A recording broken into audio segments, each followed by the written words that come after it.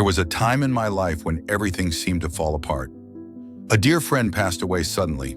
The monastery I lived in faced a natural disaster.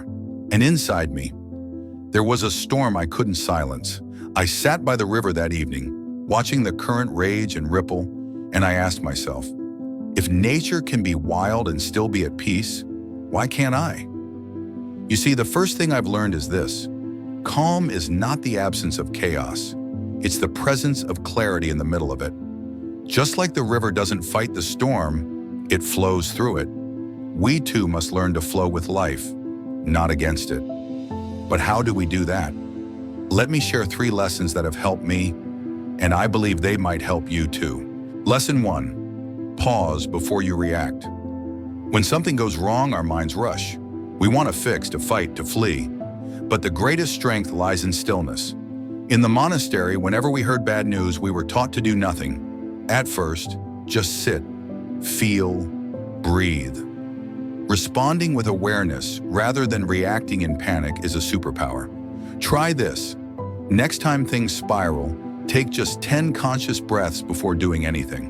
You'll be surprised by how different your perspective becomes. Lesson 2: accept what you cannot control. I once asked my teacher why bad things happen to good people. He smiled gently and said, "The wind doesn't choose which tree it blows, it simply moves."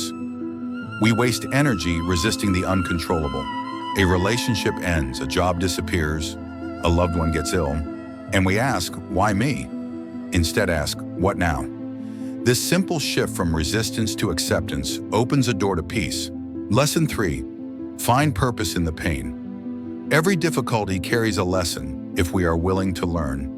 When our monastery was destroyed by the flood, we could have despaired. But instead, we rebuilt, not just the buildings, but our spirits. And in the process, we discovered a new sense of community, of unity, of strength. Your pain is not the end of your story. It may be the beginning of something you never imagined. The most powerful people I've met weren't the ones who had easy lives, but the ones who turned their suffering into service. Let me ask you this. What if this moment of chaos is not a curse, but a call? A call to go inward, to awaken, to become more aware of what truly matters.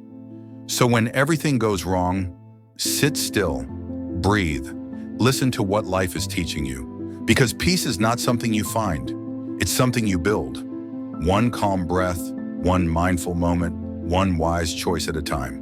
May you walk through your storms not untouched, but unshaken. Not because the world is easy, but because your spirit is steady. If these words brought you a moment of peace, consider sharing them with someone who needs them. And if you wish to continue this journey of reflection, I welcome you to walk with me each week.